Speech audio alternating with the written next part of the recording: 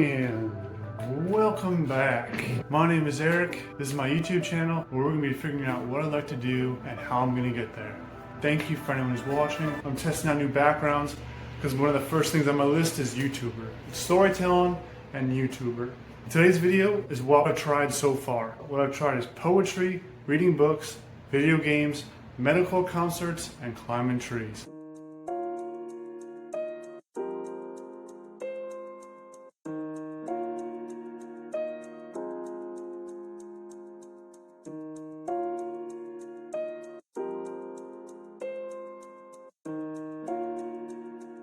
I did it without learning it, so no wonder it was trash. When I look back at my poetry videos, I didn't know how to write poetry. Writing helped me process some feelings. It made me feel like my life was more romantic. I went to a live poetry reading and asked the poet on stage a question. While I was doing that, it felt genuine, like I was trying to learn. I'll be honest, I felt superior than the poet, but like going there was like, this guy has the craft. I'm here to see what the craft is like to be presented. And to be honest, when I got through it, I was like, I can write pretty good, so this is kind of boring. I also think that poetry is kind of dead. It was invented way back when. It doesn't capture the main population's attention. Poetry is not the fastest for me. I had an e-notebook that I used to write out my stories. I wrote poetry specifically, but I didn't have any schooling on how to write it, so I just wrote from the heart. To be honest, I was genuinely disappointed after because I was trying to write for other people, and that kind of diluted the story.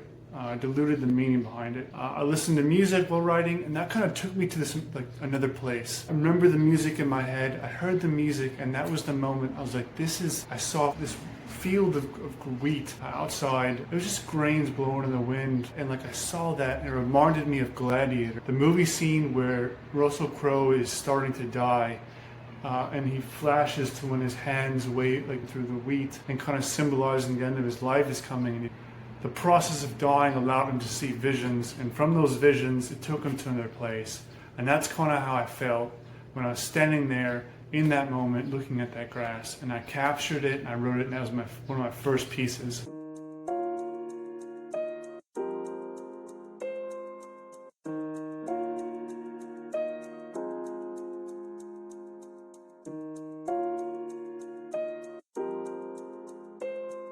Number 2, reading books. Man, I've read everything from the Quran to Stephen Hawking.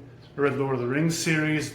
I've read 12-step literature. I read NA's basic text. I've read the ACA Big Red book, Dr. Wowitz's book. I've read a lot of 12-step literature. I've read some manga, read Berserk, Fountainhead, Slaughterhouse-Five. Like, I went into a vast genre of reading, and I dive into the story, I identify the protagonist, I see the values they embody, and then I'm like, that's how I want to kind of live right now. That's what I do for like a couple weeks. So it was an interesting thing I learned from reading books. Right now, what I'm reading is Storyworthy. It was a recommendation from Ali Abdal. I'm taking his foundations class for YouTubing. It's the second item on the list. Storytelling is the first. So I'm reading Storyworthy. The other book that I'm reading right now, actually I think that's it. I'm just reading Storyworthy.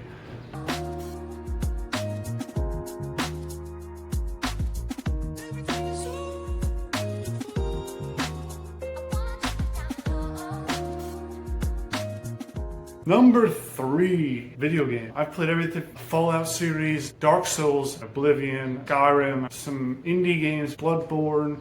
I played some Elden Ring, and to be honest, I wasn't too good at them. But I loved the intensity and how difficult they were, and I love that extremeness. Right now what I play, Skyrim, Dead Cells, Darkwood, Death Stranding, What Remains of Edith Finch, and Life is Strange.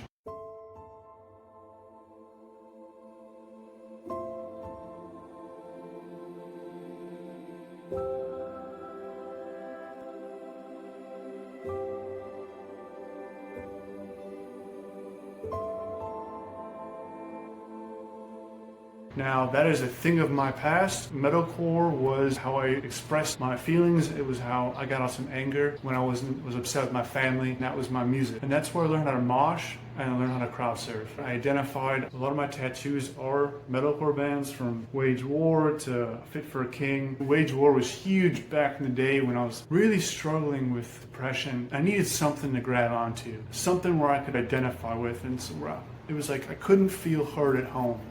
So when I listened to this music and I heard their lyrics of loss and sadness and difficulty, abandonment, shame, all that stuff. But the real thing that stood out to me from Wage War was that they had hope in their lyrics. Like 21, their first album really spoke to me. I felt heard. And from there, I started metalcore. I'm super grateful that I tried it because there was one story. This couple was there. This guy was probably 45. You know, in the concerts, they have this setup where the far backs, people drinking beer, just watching.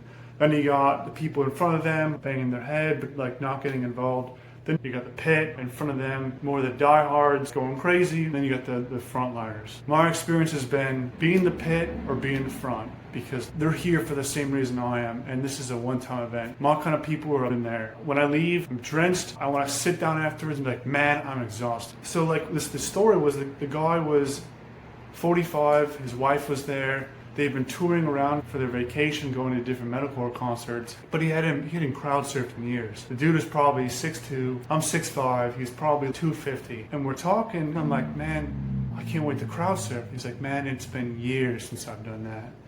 I just can't find people who can pick me up. I'm listening to him and I start smiling. Like, if you help get me up, I'll help get you up. And he's like, I don't know, man, but I'll definitely help get you up. And he did, and it was like, all right, cool. Experienced the first one. I love those moments where like the singer's stepping on my head or I'm holding up his foot. I'm going back for a 4th, 5th, 6th round of crowd surfing. But anyway, back to the story. I come back down and the guy's like there and he's smiling. I can see it on his face.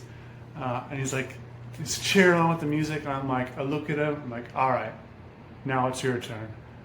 And he's like, I don't know, man. I don't think you can get me up. So I turn around, I look for the young guys. 3 bros just chilling, they're moshing. I'm like, hey, let's get him up, let's get him up. And we got him up, this smile on his face as he looked down, cheering and going through it. I look over and I see his wife just smiling. It was a beautiful moment captured at this metalcore concert. I'm really glad I got to give it back to him.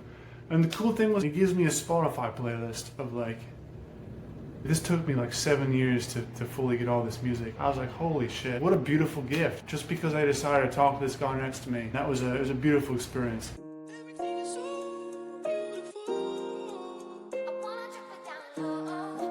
It just seemed like a neat idea. I hadn't done it since I was a kid. At a forest preserve, I get the idea like, that's what I want to do. I want to go climb a tree. But that fear is there. It's like, other people are watching, and I don't want to be out of line. I don't want to make a scene or cause disturbance. And that's the same thought that's kept me back from a lot of things. And so I did. Like, I climbed the tree. Right at the top of the tree, I closed my eyes, and I felt myself sway with the wind in the tree. Eyes closed, holding on to a branch, and then swaying with the wind. I'll never forget it. After that, it was like, all right, what are some of the trees I can climb? There's something I wanted to do again. There's been one other tree where it's probably the tallest one I've climbed.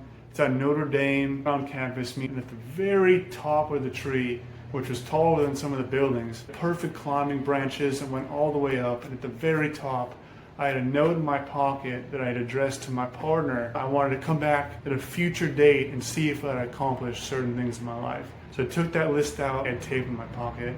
And I taped it to the tree. I'd love to climb that tree again. It was that moment of, I'm doing an adventure. And it's my adventure, and I'm choosing it. And it's atypical.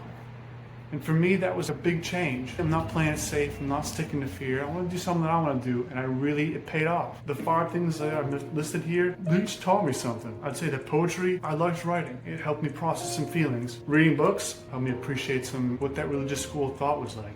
Stephen Hawking helped me understand some more physics. Lord of the Rings, it helped me bond with literature. The manga Berserk was something similar to metalcore, where I needed something to hold on to, and that was what I found. Video games, I can escape in video games. I can spend too much time on them. And so it's more of a pleasurable reward. I learned about that it's easy to just tune out playing video games for hours. Metalcore taught me to embody my feelings and be a part of the crowd, and also do my own thing. One of my friends referred to me as a seeker, and like that's kind of how I feel. I want to go out, I want to find the people who are doing it, I want to go and be around them.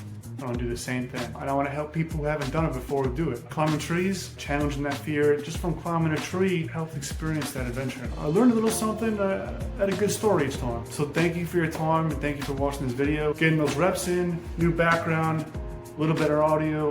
We're going to be improving each time. Got some sunglasses to try out the Casey Neistat approach. Thanks for your time.